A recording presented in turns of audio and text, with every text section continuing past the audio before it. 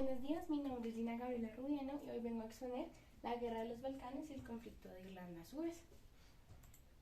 Vamos a empezar con la Guerra de los Balcanes, que se da entre 1991 y en el 2001.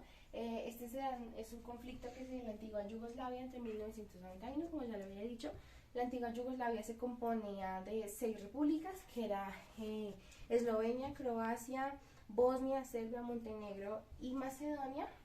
Era conocido por ser un mosaico de nacionalidades, razas, culturas, etnias, todo eran diferentes y por eso se conocía así.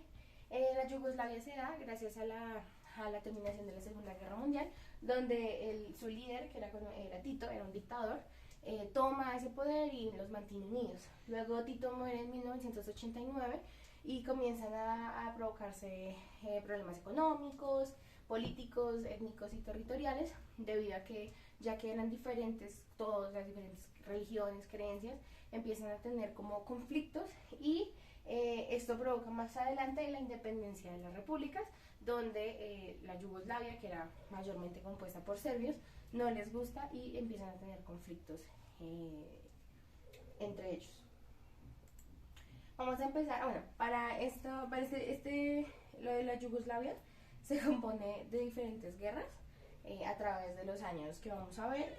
Iniciamos con la guerra de Eslovenia, la guerra de Croacia, guerra de Bosnia y asimismo se empiezan a presentar inconvenientes como la guerra de Kosovo, la guerra del sur de Serbia y la guerra de Macedonia, que las iremos viendo como tal. Vamos a iniciar con la guerra de los 10 días, que da inicio el 25 de junio de 1991, que se conoce como la guerra de Eslovenia o la independencia de Eslovenia.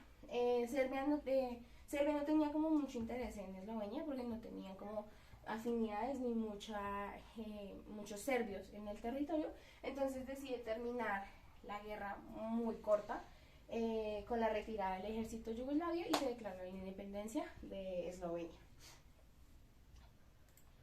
Luego de que Eslovenia se independiza, bueno, todo fue casi al mismo tiempo, pero diferentes maneras de resolverse, llega la guerra croata, se da con la declaración de independencia de Croacia, pero esto sí da un choque entre los serbios y los croatas, y esto tiene una duración de 5 años, dejando a miles de muertos. Fue una guerra bastante sangrienta, no tanto como la que vamos a ver después, pero sí fue muy difícil para los ciudadanos. Termina con la retirada del ejército serbio y con la independencia de Croacia igual. Si bien terminan de la igual forma, tiene una duración un poco más larga y es un poco más de interés por parte de los serbios. Luego vamos a ver la guerra de Bosnia, que se da de 1992 al 95.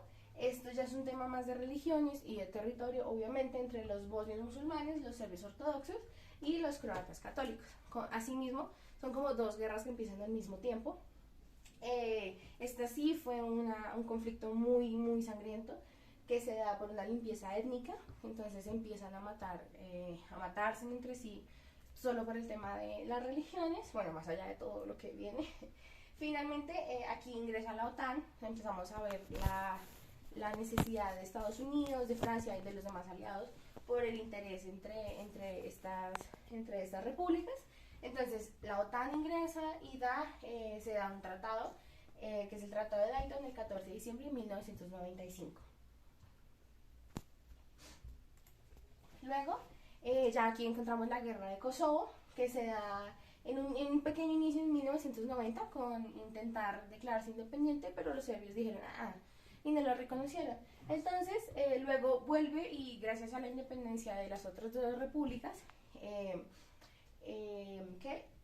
Kosovo dice como, bueno, yo también quiero. Entonces en 1996 nace el Ejército de Liberación de Kosovo y estos empiezan a iniciar ataques contra los serbios. Los serbios dicen no lo voy a permitir y empieza otra matanza sangrienta, un tema étnico, un tema cultural otra vez. En 1999, luego ya de una guerra extensa, la OTAN se manifiesta y dice como, bueno, propongamos un acuerdo de paz. Pero los serbios dicen, no, yo no quiero. Y la OTAN termina bombardeando e iniciando un ataque en defensa de los albanes y en colaboración de Estados Unidos, obviamente. Y esto da como terminado cuando la ONU interviene. La ONU dice, bueno, ya yo me intervengo y se da un acuerdo, termina la guerra. dejando miles y miles de muertos, obviamente. Luego terminamos con el conflicto de Macedonia, que es como el último. Se da en enero del 2001, los albanes atacan Macedonia y empieza un conflicto también por territorio. Finalmente termina nuevamente con un tratado, que es el Tratado de Ohrid, y ya, así se disuelve la Yugoslavia en el 2001, cada una termina con las repúblicas y su independencia, y si bien aún existen como conflictos étnicos y religiosos, ya cada quien está como por su parte.